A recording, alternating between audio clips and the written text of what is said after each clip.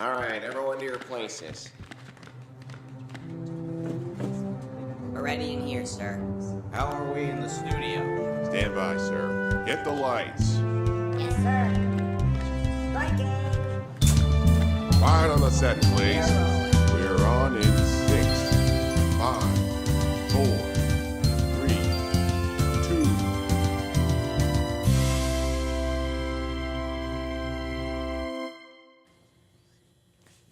Greetings, everyone, and welcome to this edition of the Arlington Weekly News. I'm Craig Nolan. Thanks for joining us. Buenas noches, Mr. Nolan. Soy Daniel Buenas noches, Pineda. señor Pineda. My name's Adele Quo.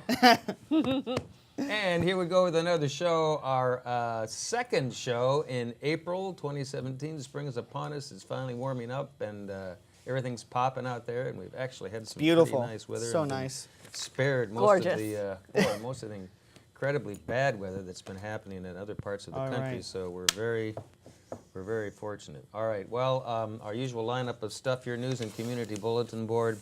Our CBB segment, Adele is here with... It's easy being green. Cue the chorus. Nort Beckerman and his Brain Healthy Moment segment, our news for seniors, and then Miriam, take two. Miriam Gennari in another installment of her Sustainable Scoop. That's our show, but before we go, a social media reminder. Absolutely, Mr. Nolan. You can watch the Arlington Weekly News on our YouTube channel. That's youtube.com/Arlington Weekly News. And you guessed it, the number one. Also, facebook.com/Arlington Weekly News. Mr. Nolan, on to the news. Gracias, Senor You got the number Pineda. one down? Number one, here we go. The first of our news items. Well, a rowdy restaurant patron bit off more than he could chew and paid the price for it after police intervened. Arlington police responded to a call describing a disorderly subject in a restaurant on Lee Highway. When they arrived, they escorted 28-year-old Jorge Luis Quintero Amayo out of the establishment. During the course of the event, the police investigation, they found that Quintero Amayo started brawling with the police and then was put in custody where medics checked him for any injuries. During the medic check, he bit the finger of one of the people who was trying to evaluate him. So as you can imagine, this added to his growing list of charges, including assault and battery, resisting arrest, and obstructing justice. So we hope that all works out for the best. Daniel. Craig, Ballston is saying bye-bye to dead Wi-Fi zones and hello to B-Linked, a faster fiber network.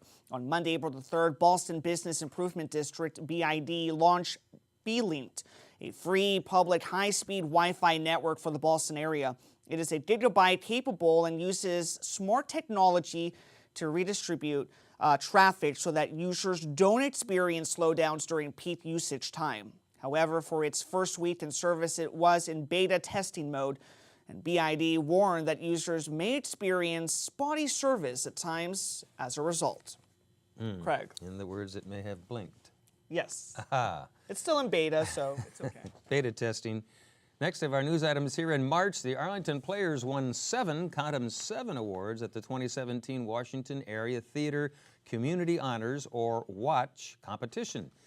The Arlington Players are an all-volunteer-based, Arlington-based theater company that has been in existence since 1951. Another Arlington theater company, Dominion Stage, won an award also.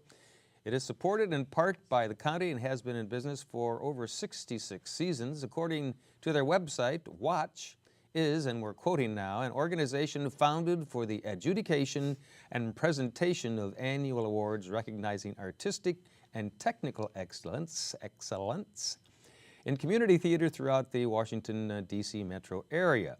There were 27 troupes and 103 productions competing for the awards this year, so congratulations to those theater winners. Daniel. Great development. Congratulations, as Craig mentioned. Well, on Thursday, April the 6th, Arlington commemorated the 100th anniversary of the U.S. entry into World War I. The event was at Arlington's American Legion Clarendon War Memorial. The keynote speaker was National Park Service Chief Historian Emeritus Ed Bears, who was also one of the interviewees for Ken Burns' documentary, The Civil War. Other speakers included County Board member John Weistad and the Commemoration Task Force's chair and historian Allison Finkelstein. To learn more about the task force and Arlingtonians who died in World War I, visit the website commissions.arlingtonva.us/WWI. Craig. And Daniel, our CBB, Community Bulletin Board file, is coming right up after we hear from Adele Quo and another installment of It's Easy being green. Here's A little more Adele. excitement. Come on, A little more spring's here. Okay. Take it away, Adele. All right, thanks. Welcome, everyone. What requires our constant attention is always super thirsty, demands loads of chemicals and toxins, and uses huge amounts of gasoline. The American lawn. Beyond our St. Paddy's Day musings on adding a touch of shamrock to your lawn, Joe, Tree Frog, and I explore and expose our nation's lawn addiction.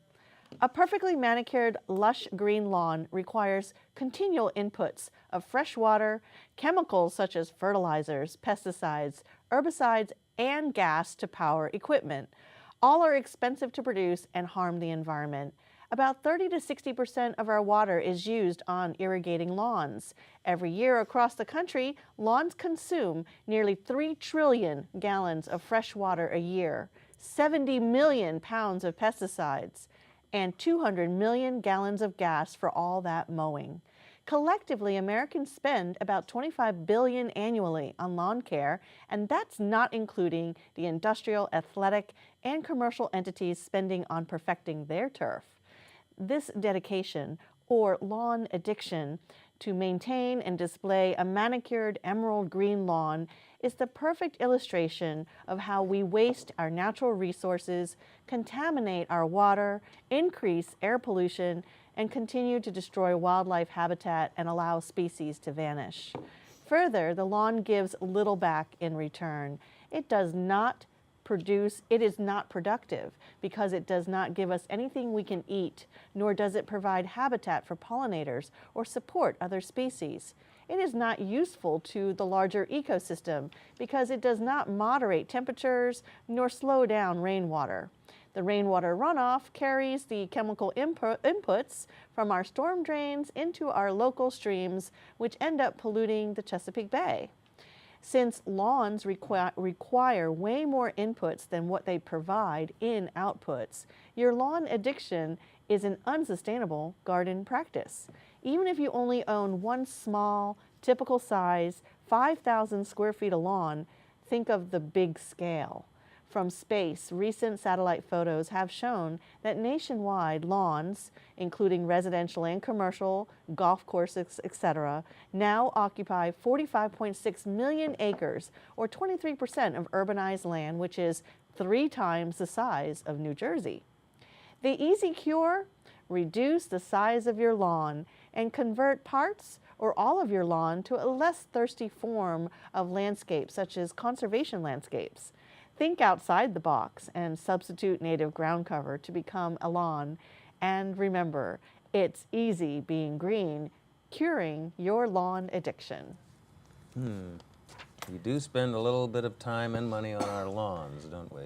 Money, time, gas, water, what? Everything, Chemicals? My goodness. It has to look nice. All the bad things. So just plant a tree and let the leaves fall down and cover everything. I like that. In 20 years, Compost. you'll be fine. Compost? Yeah. It's your time front for another lawn. Yeah, we compost. need another story on there. Adele. You got Thanks, it. Adele. We appreciate your EBG segment, as always. Here we go now, as promised, our CBB, our Community Bulletin Board file. Good Friday will be April 14 this year. Arlington's Resurrection Lutheran Church will recognize the occasion by providing a narrative reading of the Passion Story. It will feature choir and orchestral segments pulled from some of Johann Sebastian Bach's most renowned music. The concert's free and it starts at 7:30 and will be held at the Lutheran Church. It's part of the Music at Resurrection series, which you can learn more about at their website, which should be on your screen there, relcarlington.org. Daniel. It's not even a tiny URL, Craig.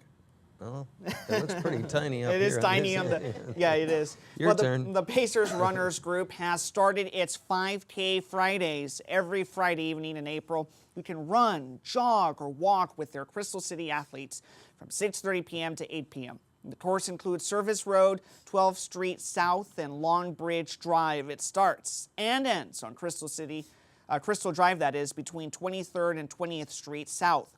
Registration is $25 to $75. Visit the website runpacers.com/calendar to see more details and, of course, to register. Craig. All right, Daniel, also on our CBB file, Arlington Arts Center is about to start its spring round of classes. You can check out all of their offerings and register at their website, www.arlingtonartscenter.org/adult classes. Should be on your screen there. Classes will be held between April 18 and early June. If you become a member, you'll get between 10 to 15% off of your class fees for the whole year. Membership costs between $35 and $75. The Arlington Arts Center, or AAC, is a nonprofit organization focusing on supporting mid-Atlantic-based artists through their exhibits, classes, and studio space. Daniel. Well, Craig, if you like to support a great cause and network with like-minded people, then you'll want to attend the Arlington Rotary Educational Foundation's annual fundraiser banquet. This year, they will be awarding scholarships and stipends based on a combination of need, merit, and service. Two of the recipients are Arlington High School student graduates, and while the third graduate from a school in Uganda started by two Arlington residents. The event will be on Thursday, that's April the 20th, at the China Garden Restaurant. That's on Wilson Boulevard. Tickets are $50 and available at arlingtonrotaryclub.org. To be a financial sponsor or donate items that could be used for an auction event, contact Rotary at lottfamily.com or give them a call. That's at 703-625-6638. All right, thanks, Daniel. And don't go away. Our News for Seniors segment is coming up right after we hear from Nort Beckerman and another brain healthy moment. Here's Nort. Hi, I'm Nort Beckerman, author of A User's Guide to a Healthy Brain. If you decide to lose weight and possibly a few inches here and there by changing what you eat, it might be more difficult than you think. If you're like most people, what you eat is deeply ingrained in who you are and what you do. Your metabolism has gotten used to it. Your blood content has adjusted to it, and your brain is expecting it. Emotionally, you're comfortable, although intellectually you know you need to make the change. By changing what you eat so that you can lose weight and possibly a few inches, you're actually setting up a conflict between your emotional self and your intellectual self. Emotions are typically much stronger than well-meaning effort. If you want to change what you eat, you have to start by recognizing that your emotional self wants to remain comfortable. Changing what you eat is going to disturb that comfort. Major changes set off all kinds of emotional red lights, so you want to change things gradually, a few things at a time, and build on it. First, if you're not already engaged in some type of regular aerobic exercise, that's where you should start, but not as a way to lose weight. Aerobic exercise increases blood flow to the brain and produces feel-good hormones that you can tie to the change in eating. That should make your emotional self comfortable with what you're doing. Next, get rid of sugary sodas, diet sodas, and fruit juice. They're causing all kinds of damage. Make water your drink of choice. Refined wheats are low in fiber, so they don't get eliminated and add to both your body weight and mass. It shouldn't be hard to replace the refined wheats and rice you eat, like white bread, white bagels, white pasta, and white rice, with whole wheat products and brown rice. That should be a good start to convince your emotional self that you're on the right track. I'm Nort Beckerman. I'll see you next time for a brain healthy moment. All right, thanks, Nort. Remember, you are what you eat. and that can help your brain stay healthy as well. Thanks, Nort Beckerman. Here we go, as promised now, our News for Seniors segment, News for Seniors and Glasses in Place. Well, classical music is alive and exciting in Langston Brown's monthly listening sessions. Join serious listener David Gray to explore some of the most popular and important pieces of the repertoire with historical background, plus information to help appreciate symphonies, sonatas, chamber music, opera, and other forms of music. In April, David will be featuring 3 different compositions featuring European rivers. This free session held at Langston Brown Monday, April 10 at 1 in the afternoon. For more information and to reserve your seat, give them a call. Number should be on your screen, 703-228-6300. Daniel. Go, David. We all have to appreciate classical music. Bet. Well, Craig, May is Older Americans Month. 2017 marks the 33rd year of activities to recognize and celebrate significant achievements and contributions of senior citizens to the community. This year's theme is Age Out Loud. And Arlington County is looking for aging champions who personify this theme. Submit your nominations for outstanding older Arlingtonian or volunteer who contributes to the field of aging in Arlington to be recognized during Older Americans Month in May. You can nominate an aging champion, even yourself, until Friday, April the 28th, 2017, by downloading a nomination form from the Area Agency on Aging's website. That's aging-disability.arlingtonva.us/area-agency-aging. Any more? Email completed forms to arlaa@arlingtonva.us or email Arlington County Agency on Aging. That's at 2100 Washington Boulevard on the 4th floor, Arlington, Virginia, 22204. I'm exhausted, Craig. That could have been a tiny URL. That could have been a You've done tiny the URL, whole, wrap Craig. the whole thing up with a tiny URL. All right, thanks, Daniel. Here we go. Also, news for seniors. Do you ever wonder why we bring you news for seniors? Much of it focuses on community events. Well, Americans are living longer in record numbers, and many of them turn 65 each day. However, about 30% of this demographic lives alone, and increasing numbers find themselves socially isolated. We encourage you to expand your social circle to help prevent isolation and loneliness. Many of the events and activities we highlight can be found in the Arlington's 55 Plus Guide. This free bi-monthly publication is available online at parks.arlingtonva.us/programs for adults. And then there's some 55/seniors and activities in there as well. Or you can give them a call the old-fashioned way, 703-228-4747 to request a copy. And while you're at it, check out Elder Care Locator, a public service of the U.S. Administration on Aging. That connects older adults and their families to services by calling 1-800-677-1116, or you can visit their website,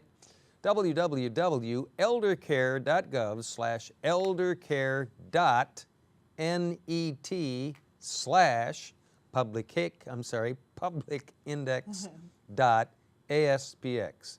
I hope you got all that. If not, give them a call and they should be able to help you out. Older Americans Month was established in 1963 by President John F. Kennedy as a way to honor all older people in America. And that's it for our News for Seniors. We'll be back with sign off and bye-bye right after another installment of Sustainable Scoop with Miriam Gennari. Here's Miriam. Hi, and welcome to another edition of the Sustainable Scoop. I don't know if you're like me, but sometimes I feel like my faith and the environment are at odds, and there's no way to find a good balance. But joining me today is Jodi Rose. She is the Executive Director of Interfaith Partnerships of the Chesapeake. And you found a balance. Well, yes, we're working on that. Tell us a little bit about Interfaith Partnerships of the Chesapeake. So we're a 501c3 organization that works to help faith congregations of all faiths answer their call to stewardship. So we try to develop tools and resources, provide them access to grants that maybe they didn't know about, prepare sermon tips, or categorize like scripts, sacred texts of all the various things relating to trees and water, anything that makes it easier for congregations to really live into that call to stewardship. And the planet was created by a powerful force, and stewardship means that we are responsible to take care of it. And that's pretty relevant to the young people of today. So do you think that that might bring them back to church or to their faith? Well, you're right. I mean, the churches are seeing a graying of all of their members. You look around the pews and the young families aren't always there. We did talk to one church that I think they were on the Eastern Shore that installed some solar panels on their property, and they know for sure that they acquired some new younger families as a result of that. So the young adults today and the 30-somethings, they get it. They know that if we're not talking about the environment as it relates to our call to care for one another, because we're all in this house together sharing it, then our messages at the church are irrelevant, and they get it, and they're going to find a community and an institution that seems relevant to them. And until our churches can really tie that message in, it's going to be hard to attract the young people. So they're very institutionalized, and they're everything's about the scripture. And you mentioned that some of the holy texts talk about stewardship, but how do you make it real in a day-to-day life and provide a congregation that might even be a faith that's different from your own to take certain steps?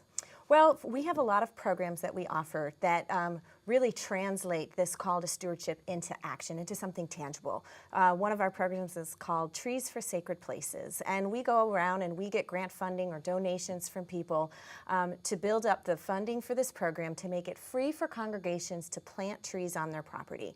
And we're not talking about planting a couple trees here and there. We're talking about converting some of the grass back over to forest, really making a commitment to let go of the turf lawn that needs mowing and pesticides and herbicides, and put it back into forest canopy.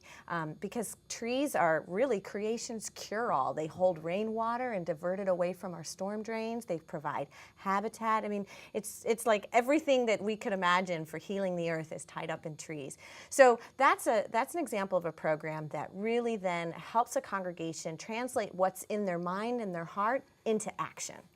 And you're also building communities at the same time, because a lot of times the communities that suffer most from degradation or they have issues with stormwater management are communities that are also suffering from social justice issues. Right. Our most urban areas are suffering the most from stormwater pollution. Stormwater pollution is when rain falls on hard surfaces, like in a very developed city.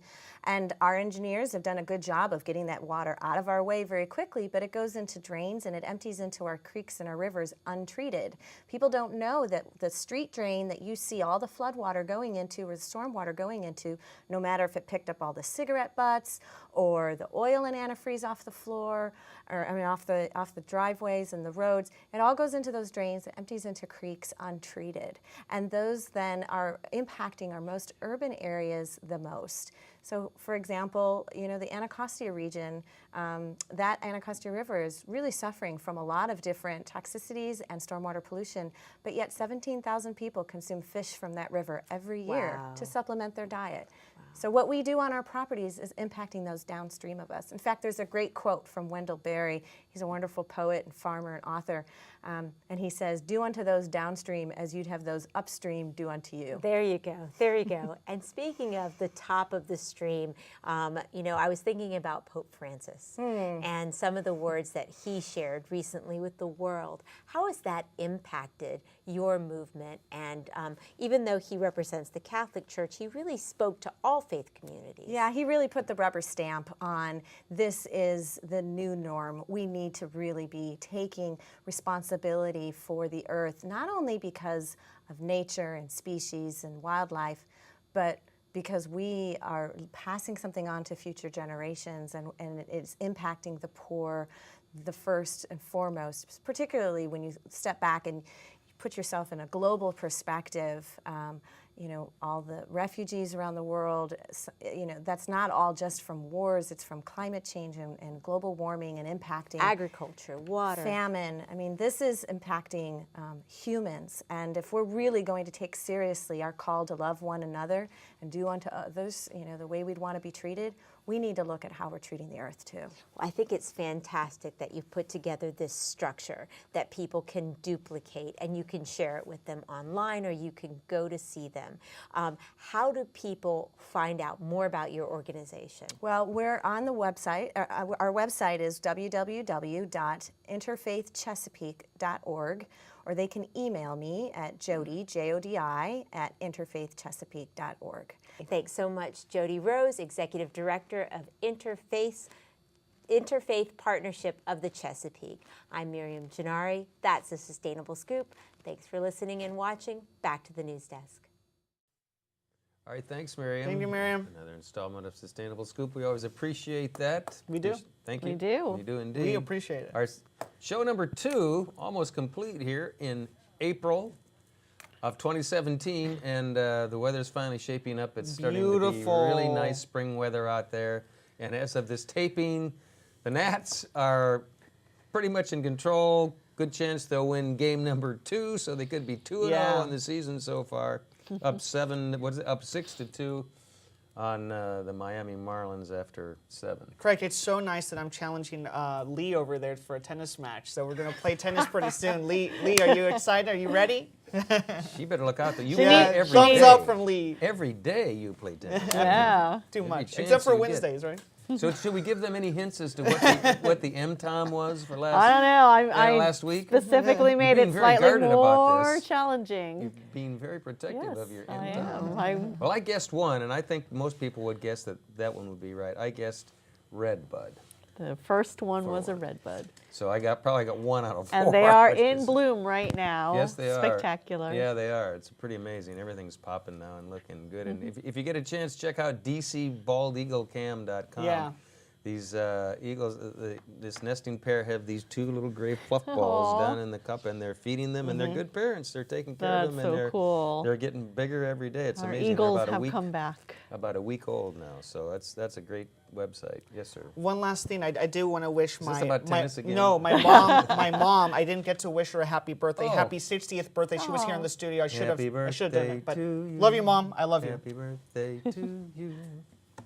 I forgot her name. Oh. Yvonne Pineda. Yvonne, I thought We love you, I was Mom. going to say Yvonne. Happy birthday, dear Yvonne. Happy birthday to you. Okay, we got to go now, Bill. Yeah. We got to go, Bill. Thanks for watching this edition of the Arlington Weekly News. Next week, if you're there, we'll be here and we'll try it all again. Have a safe week. Happy spring. Bye-bye.